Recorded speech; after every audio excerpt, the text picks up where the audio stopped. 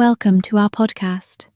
I am Primus, and you are listening to Behind the Scenes at Octavius Reviews. We hope that you enjoy our broadcast and think of us kindly. For a glossary of terms and nomenclature, please see the description. Also, check our site for more detailed information on the games and for links to the demos, as a convenience, of course. Thank you for listening. Welcome to OctaviusReviews.com, and you are listening to Behind the Scenes, the guild drama, the lure of the city builder. If you look at the landscape of modern PC gaming, there is a specific kind of magic reserved entirely for the management and city building genres. These games are not just popular, they are structural institutions. Millions of players spend countless hours balancing microeconomies, laying down road networks, and managing the logistics of supply chains. It is a genre defined by control and macro-level optimization. But for me, there is one franchise that stands entirely peerless, and I need to make a full confession of love here. My absolute favorite title in this entire space is The Guild 2. That is so transparent. I knew we were going to get here eventually. You have an almost religious devotion to that specific era of management sims. Do not shame me. I get trolled enough by those feeling-based fake profiles that never make a valid point, but will always try to pick your general statements apart. I know all about toxic fandom. Those fanboys are the worst. They defend everything no matter how bad it is, and attack anyone with nonsense. This clown told me the Guild 1400 was better than Guild 2.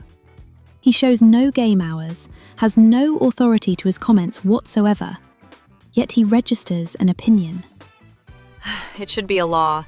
If you are going to have an opinion, then do not hide behind a private profile. Show your game hours and prove your authority. I stoke that passion in my soul forge. Today, we are all on about the Guild's 1400 to 1410. Let us disabuse ourselves of the revisionist history festering in the legacy forums. The conventional wisdom states that the Guild 2 was a structural aberration, a broken departure from the pristine, atmospheric divinity of Europa 1400. I knew it. Yep, playing the Guild 2 today, the sheer scale of agency is staggering. It remains the high watermark of the franchise, offering a dense, systemic freedom that neither the Spartan original nor the clinical, narrow corridors of the Guild 3 ever replicated. It was ambitious, yes, and perhaps notoriously volatile at launch, but time has vindicated its grand design. The Guild 2 did several clever things for its time. The most important was that it allowed control of 3 Dynasty members who could be anything the player wanted. That meant you could enter into 3 separate industries simultaneously. This mattered immensely because it accelerated wealth generation and created an incredibly diverse marketplace. Even though I know you were chomping at the bit to bring this up today, I can actually say I too think it really was a high watermark for systemic design, especially considering how poorly most games handle multi-tiered mechanics. Usually, when a game tries to let you do everything, every individual system ends up feeling incredibly shallow. Exactly. But here, even if you did not supply every single category of goods to the market yourself, you could control the flow of high-end items and supply your house guards and henchmen. That spoke directly to your power as a dynasty. Combined with the rogue class, you could straight up steal anything else that you needed. That meant you were never trapped by a lack of goods or restricted by market shortages. The flow of the game was hindered only by your active rivals, who could not be ignored indefinitely. The Guild 2 allowed you to do everything, play every style, run every industry, and control every facet of the town. There were very few limits, and with 3 Dynasty members and a massive fortune, there was no issue that could not be solved. For those reasons, The Guild 2 is the absolute peak of the series. On occasion, the AI would even surprise you. Bloody brilliant. It is amusing how historical narrative bends to accommodate consumer sentimentality. The entire premise of the irrational dislike directed at the sequel rests on a fundamental misunderstanding of the underlying infrastructure. I get exactly what you mean. There is a small subculture of geezers clinging to their nostalgia, in the same way certain subcultures cling to generation-specific nostalgia of the mixtape minigame. Some of those geezers were talking about the original Europa 1400 as if it could have held a candle to the Guild 2 renaissance. This puts me in mind of the logic of the clock. The internet remembers the Guild 2 as a mechanical failure and Europa 1400 as a robust masterpiece, completely ignoring the reality that their core mathematical logic was forged in the exact same crucible. While the original 2002 title ran on a closed, fully proprietary in-house engine, the developers essentially took that entire core simulation blueprint, the underlying AI logic tables, and the economic rules, and ported them straight into the commercial Gamebryo engine framework for the sequel. So the underlying mathematical lineage did not change, but the engine execution framework did. Is that really why the Guild 2 was so volatile under load back then? Exactly. If you open up the local directory of your copy of the Guild 2 via Steam or GOG, that new engine architecture is entirely transparent. You can see the NetImmerse file extension, the .nif format, which is the proprietary binary format owned by Emergent Game Technologies for 3D graphics. More importantly, you see the script folder filled with loose, text-readable .lua files, and the database folder structured as raw relational tables using the .dbt file extension. The developers externalized all the logic rules so they could easily edit behavioral parameters without needing to recompile the core C++ executable engine. The original simulation math carried straight over from their previous project, but it was dropped raw into this highly exposed, script-heavy environment. Which brings us right back to the simulation model itself. If the mathematical lineage was so similar, why did Europa 1400 run so stably, while the sequel struggled so heavily with performance under load? Because the temporal framework completely mutated, and that is where the layperson confuses the algorithm with the scheduling mechanism. The AI foundations did not mutate, the execution schedule did. Primus, you mentioned earlier that the first game sounded basically turn-based, and you asked how a game can look real-time but actually not be real-time. This is the part where the scheduling mechanism becomes critical. The custom engine in Europa 1400 used a discrete simulation model. The visual layer ran continuously, so you could watch citizens walk around, but the core simulation only advanced at a deterministic tick cycle. I call it the midnight tick. It describes the behavior accurately. Midnight tick? That sounds like a technical trigger. What exactly is happening at that moment? Though, I might already guess, since the phrasing is so direct. You're not wrong, the phrasing is direct.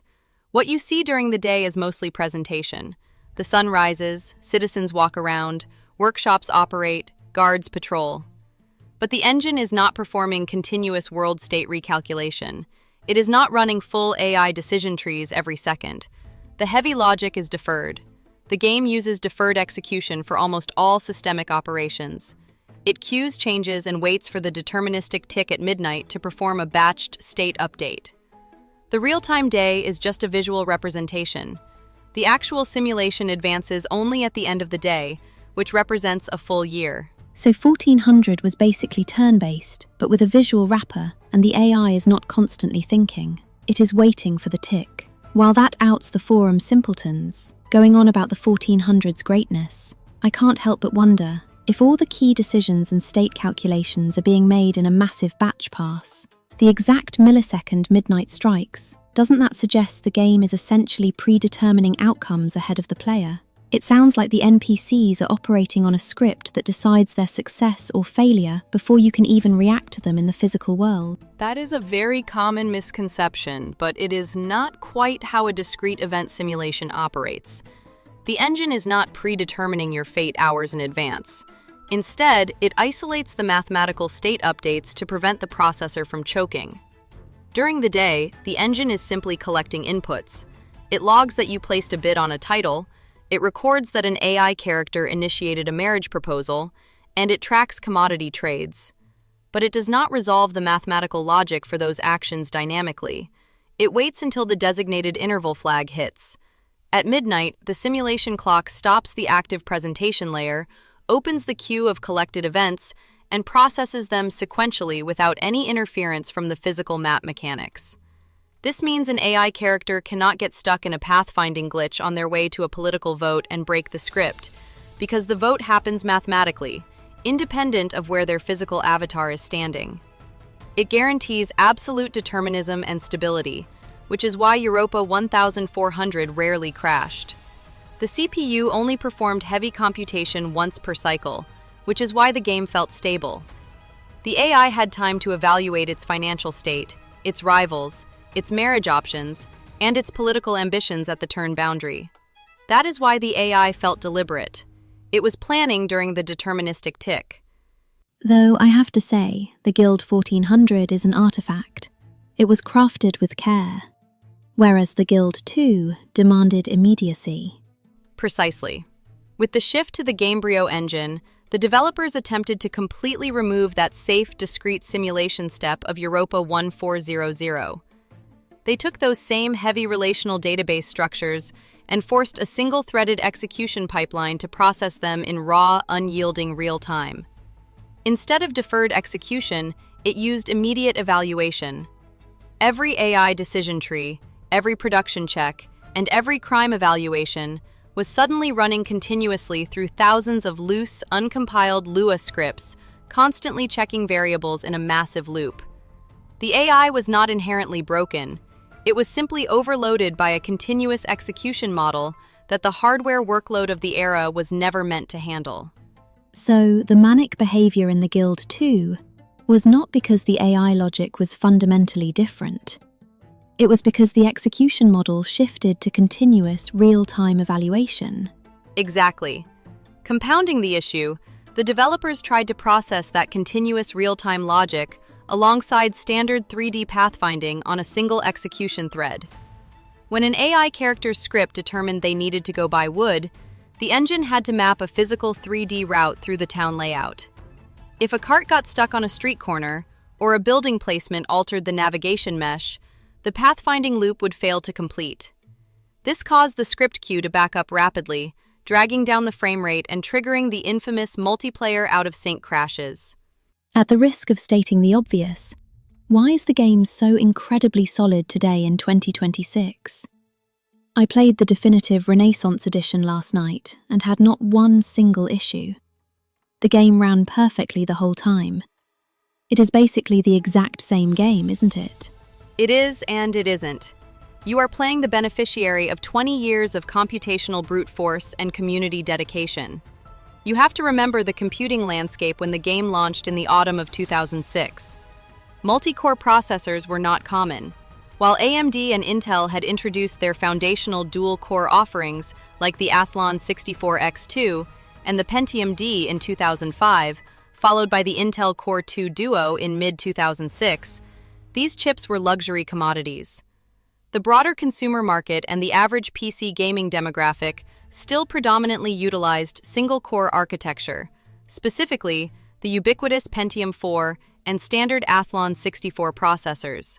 Okay, but the software was not built for them anyway. Software engineering within the gaming industry had not yet adapted to parallel processing. The Gamebryo engine version utilized to construct the Guild 2 was structurally reliant on single-threaded execution. Consequently, even if a consumer possessed a cutting-edge multi-core system back then, the software itself was fundamentally incapable of leveraging the secondary cores efficiently. The single core was choked to death by thousands of loose scripts checking variables concurrently. So our modern 2026 hardware just overpowers the single-threaded bottleneck. That is rare, don't you think? A game that started in 2006 as the Guilds reached its occult apex as the Guild 2, Renaissance, in 2010, and in 2026 it is still resonating, 16 years later, and finally running as designed. What other games are even like that? Primus, it is rare. It is extremely rare. What you are describing is the phenomenon of a game whose mechanical architecture was so far ahead of its time that only the passage of years, patches, community fixes, and hardware improvements allowed it to finally run in the form its designers originally imagined. The Guild 2 Renaissance is one of the clearest examples of this in PC gaming. A 2006 foundation, a 2010 apex, and only in the last decade did it reach its fully stable and fully expressive state. That kind of longevity is not normal. It is the mark of a system that was too ambitious for its era, yet too good to die. I do see the irony of calling out fanboys while being a black kettle myself. See what I see, even only for a moment. Consider in 2006, a mid-tier indie studio called Four Head Studios builds a game. Then 4 years later, another indie developer, Runeforge Game Studio, builds the Guild 2 Renaissance in 2010. Then 16 years later, in 2026, it is still beloved, still has fans, and is still an incredible game, even for the 2026 era. When you consider what other games have achieved this, look at the list of legends. World of Warcraft, released 2004, still one of the largest MMOs on Earth.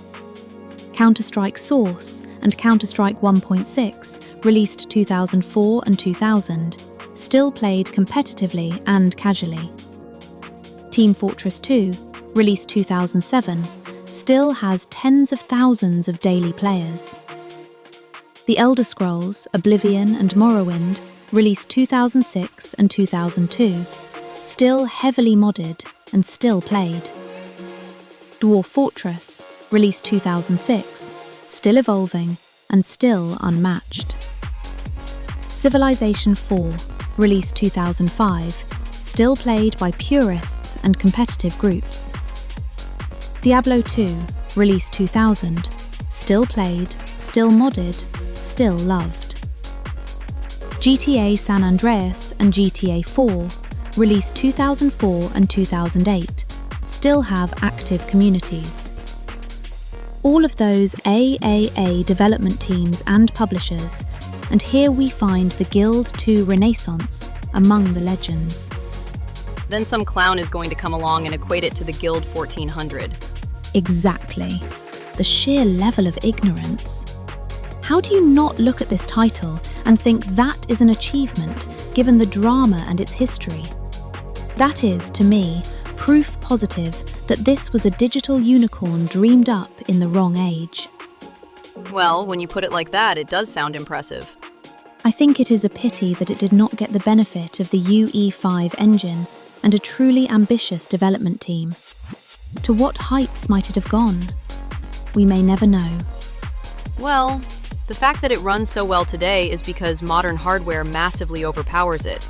A single contemporary core operates at clock speeds and instructions per cycle metrics that make 2006 hardware look like a pocket calculator. But raw hardware strength is only half the story. The version you played last night is stable because THQ Nordic eventually stepped in and supported comprehensive updates, alongside decades of work from the modding community. The technical proof of how those scripts throttle the engine is fully documented in the developer patch logs. Recent system-level hotfixes, including the community-backed beta branches such as patch 4.6+, had to address Lua coroutine serialization and out-of-sync engine memory leaks caused by loose table structures yielding incorrectly in the mid-simulation loop. They cleaned up the script queues so they no longer stack overflow. That isn't lost on me. As a super fan of the Guild 2, I well and truly appreciate THQ Nordic and the G2 modding community. Because today, the Guild 2 Renaissance plays brilliantly. Understandably so. Modern machines simply swallow the single-threaded workload without breaking a sweat. But consider what that raw exposure originally bought us. The richness of the simulation exploded. In the original, you were managing menus and abstractions, a dignified but sterile spreadsheet of medieval ambition. The Guild 2 populated the actual streets. You could physically intercept a rival, witness the trade carts navigating the terrain, and micromanage a sprawling criminal enterprise from a local tavern. So our modern 2026 hardware just overpowers the single-threaded bottleneck. that is rare, don't you think? A game that started in 2006 as The Guilds reached its occult apex as The Guild 2, Renaissance, in 2010, and in 2026 it is still resonating, 16 years later, and finally running as designed. What other games are even like that? Primus, it is rare. It is extremely rare.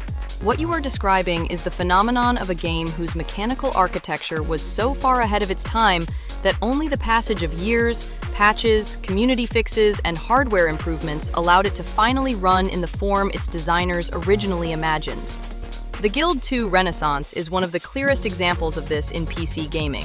A 2006 foundation, a 2010 apex, and only in the last decade did it reach its fully stable and fully expressive state.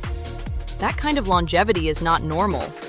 It is the mark of a system that was too ambitious for its era, yet too good to die. I do see the irony of calling out fanboys while being a black kettle myself. See what I see, even only for a moment. Consider in 2006, a mid-tier indie studio called Four Head Studios builds a game. Then 4 years later, another indie developer, Runeforge Game Studio, builds The Guild 2 Renaissance in 2010. Then 16 years later, in 2026, it is still beloved, still has fans, and is still an incredible game, even for the 2026 era. When you consider what other games have achieved this, look at the list of legends. World of Warcraft, released 2004, still one of the largest MMOs on Earth. Counter-Strike Source and Counter-Strike 1.6, released 2004 and 2000, still played competitively and casually. Team Fortress 2, released 2007, still has tens of thousands of daily players. The Elder Scrolls, Oblivion and Morrowind, released 2006 and 2002, still heavily modded and still played. Dwarf Fortress, released 2006, still evolving and still unmatched. Civilization 4, released 2005, still played by purists and competitive groups. Diablo 2, released 2000, still played, still modded, still loved. GTA San Andreas and GTA 4, released 2004 and 2008, still have active communities. All of those AAA development teams and publishers, and here we find the Guild 2 Renaissance among the legends. Then some clown is going to come along and equate it to the Guild 1400. Exactly. The sheer level of ignorance. How do you not look at this title and think that is an achievement, given the drama and its history? That is, to me, proof positive that this was a digital unicorn dreamed up in the wrong age. Well, when you put it like that, it does sound impressive. I think it is a pity that it did not get the benefit of the UE5 engine and a truly ambitious development team. To what heights might it have gone? We may never know. Well, the fact that it runs so well today is because modern hardware massively overpowers it. A single contemporary core operates at clock speeds and instructions per cycle metrics that make 2006 hardware look like a pocket calculator. But raw hardware strength is only half the story. The version you played last night is stable because THQ Nordic eventually stepped in and supported comprehensive updates, alongside decades of work from the modding community. The technical proof of how those scripts throttle the engine is fully documented in the developer patch logs. Recent system-level hotfixes, including the community-backed beta branches such as patch 4.6+, had to address Lua coroutine serialization and out-of-sync engine memory leaks caused by loose table structures yielding incorrectly in the mid-simulation loop. They cleaned up the script queues so they no longer stack overflow. That isn't lost on me. As a super fan of the Guild 2, I well and truly appreciate THQ Nordic and the G2 modding community. Because today, the Guild 2 Renaissance plays brilliantly. Understandably so. Modern machines simply swallow the single-threaded workload without breaking a sweat. But consider what that raw exposure originally bought us. the richness of the simulation exploded.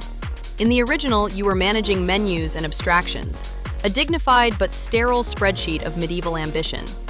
The Guild 2 populated the actual streets. You could physically intercept a rival, witness the trade carts navigating the terrain, and micromanage a sprawling criminal enterprise from a local tavern. I should take a moment.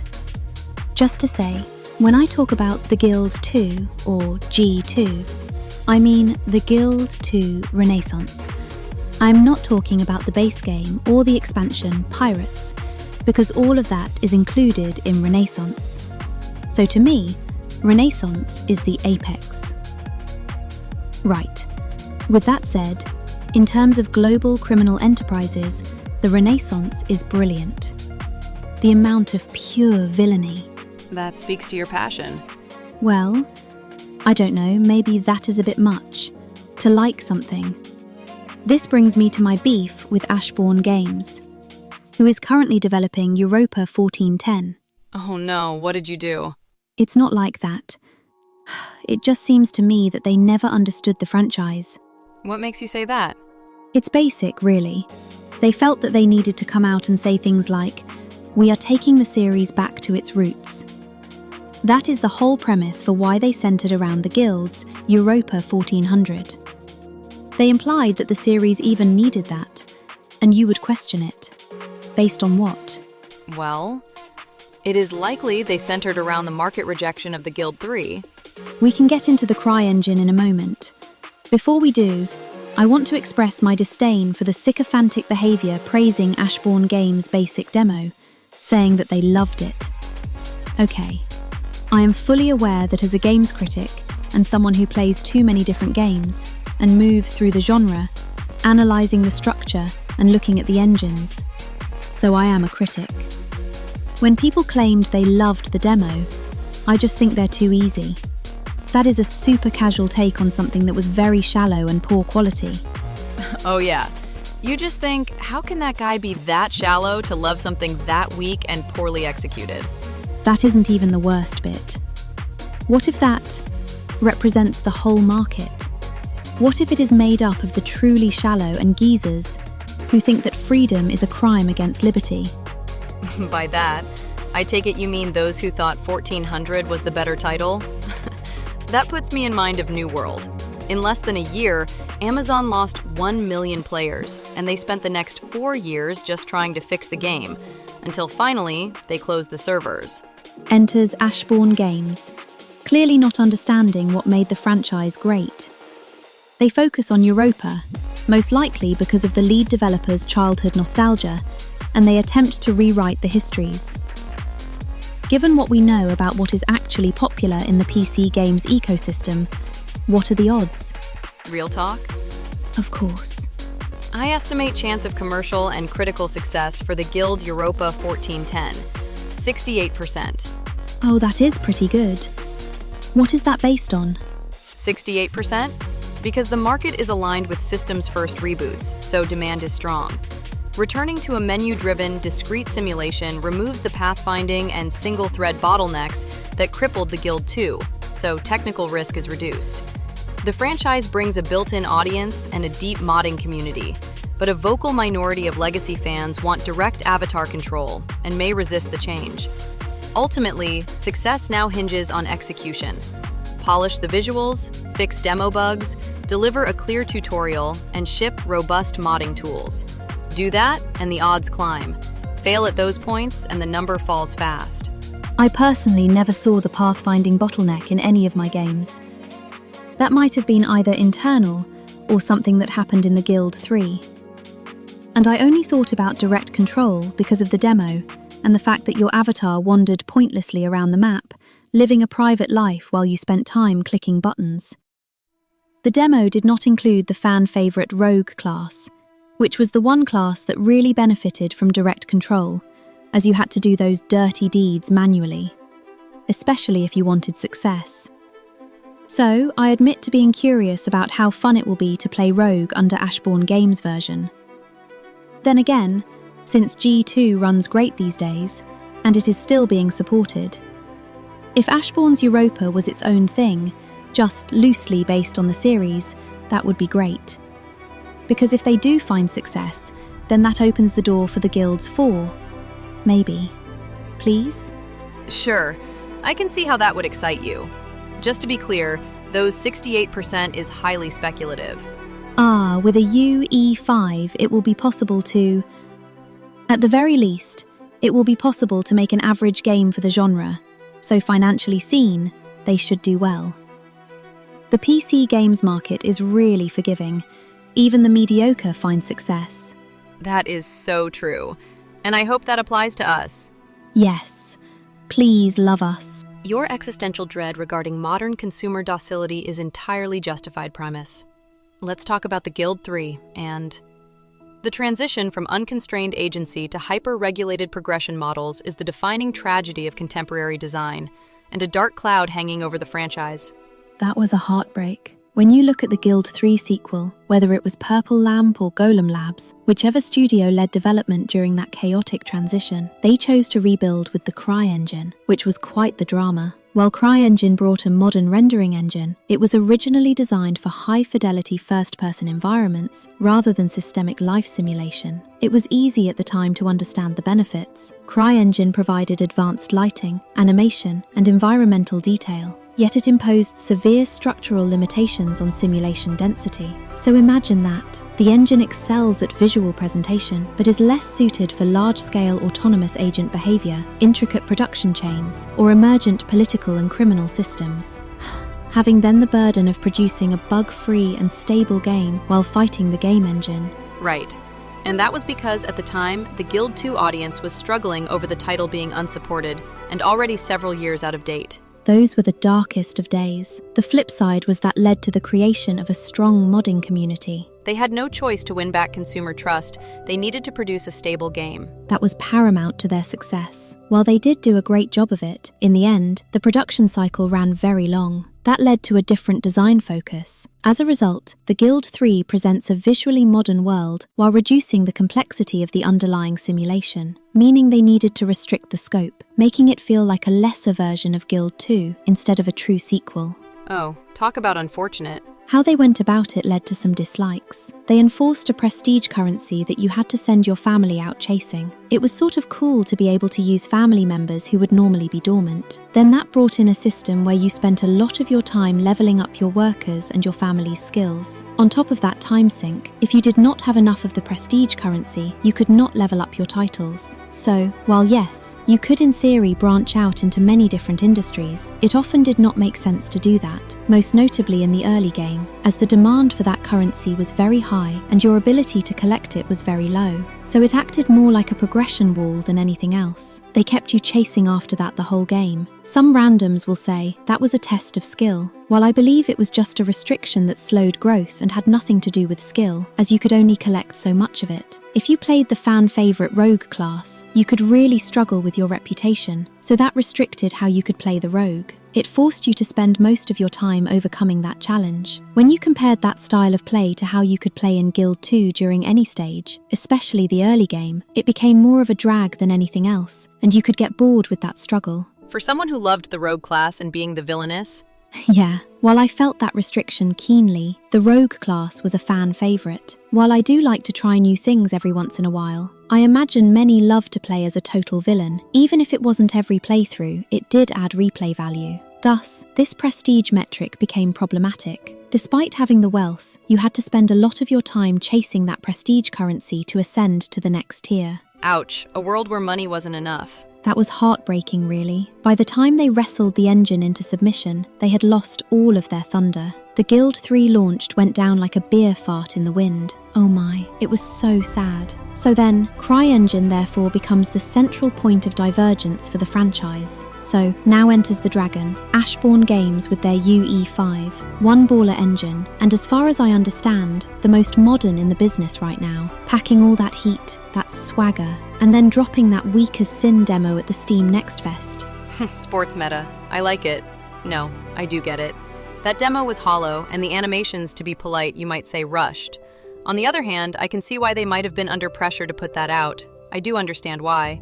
Next Fest is a big deal. If they were going to drop the EA this year, they had to make it. Yes, indeed. So much drama. It's too much. I am too invested. Well, the upside with a 68% chance at success, Ashbourne Games can still belly flop the middle, and that would produce the kind of sales high-priced launch spike THQ Nordic could rely on to quickly recoup development budgets. Without a doubt, the market is ready. Titles like Manor, a massive breakout hit, even though it is still in early access. Norland has emerged as the definitive substitute. It leans heavily into emergent social simulations, forcing players to manage the psychologically fragile egos of a ruling noble family amid systemic class warfare and religious fanaticism. Bread and Blood hit the scene with a demo that basically killed you within the first 30 seconds of gameplay. The market ecosystem definitely has the interest. With Unreal Engine 5, a belly flop is all too easy to achieve. Yep. All there is to do now is wait and see what happens in September when the early access drops. This concludes this episode, The Drama of the Guilds. If you are still hungry for a bit more, you can find us at octaviusreviews.com for the companion article detailing how we arrived at the 68% value. Check us out on YouTube, Patreon, Spotify, Facebook, X, or Mastodon. We will probably play a song after this, even though we know we should not, because it hurts the metrics. And since it is my turn to choose, I kind of feel it is tradition at this point, so please do not hate me for it.